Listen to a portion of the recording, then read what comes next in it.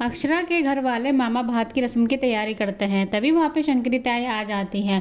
सभी लोग शंकरी ताई को देख के काफ़ी खुश हो जाते हैं। तभी दादी कहती है कि शंकरी तू सगाई में भी नहीं आया, रिश्ता कराने के बाद तो तू जैसे गायब भी हो गई हो। शंकरी ताई कहती है कि आप लोगों ने इतनी जल्दी में सगाई करी तो मैं दूसरी शादी छोड़ के तो नहीं आ सकती थी, लेकिन अब आ गई हूँ तो शादी यानी विदाई तक यहीं रहूँगी।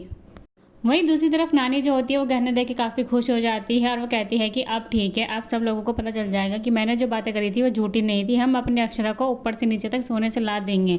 नानी जब वहाँ से चली जाती है तो रतन काफ़ी परेशान होता है। वो अपनी बीवी को फ़ोन करता है और बताता है कि ये गहने असली नहीं है, इन पे सोने का पानी चढ़ा हुआ है।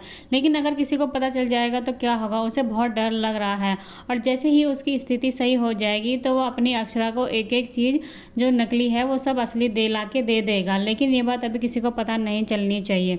उसके बाद नानी जो होती है वो नीचे हॉल में आती है और सब लोगों से बातें करती है और कहती है कि ऐसे रस्म होगी मामा भात की कि सब लोग देखते रह जाएंगे। उसके बाद नानी ये भी कहती है कि मामा भात की रस्म में अक्षरा के ससुराल वालों को भी बुलाया जाए।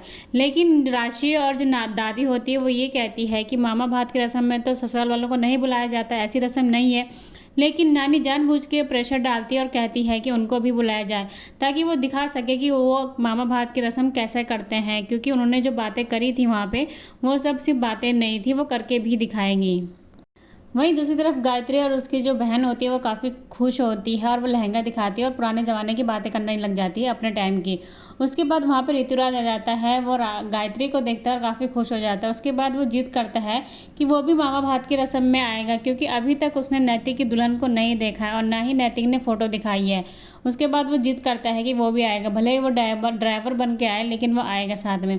उसके बाद गायत्री मान जाती है। फिर गायत्री नैतिक के पास जाती है और उससे कहती है कि उसको भी मामा भात की रस्म में जाना होगा। लेकिन नैतिक का अंदर ही अंदर मन तो होता है, बाहर से वो कहता है कि उसका मन नहीं है और वो क्या करेगा, ये सिर्फ लेडीज़ का प्रोग्राम है।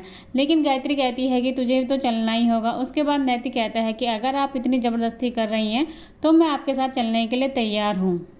वहीं दूसरी तरफ अक्षरा और वर्षा भी मामा भात की तैयारी के लिए अब तैयार हो जाते हैं और वर्षा ये भी कहती है कि नैतिक जी तो ज़रूर आएंगे। लेकिन अक्षरा कहती है कि नैतिक जी यहाँ क्या करेंगे, ये सिर्फ लेडीज़ का प्रोग्राम है। लेकिन वर्षा कहती है कि नैतिक जी तो ज़रूर आएंगे जहाँ उनकी अक्षरा होगी। उसके बाद भाभी माँ भी काफ़ी खुश हो जाती है। वो भी अपने लहंगे निकालती है और वहाँ पे नंदिनी और रश्मि भी आ जाते हैं।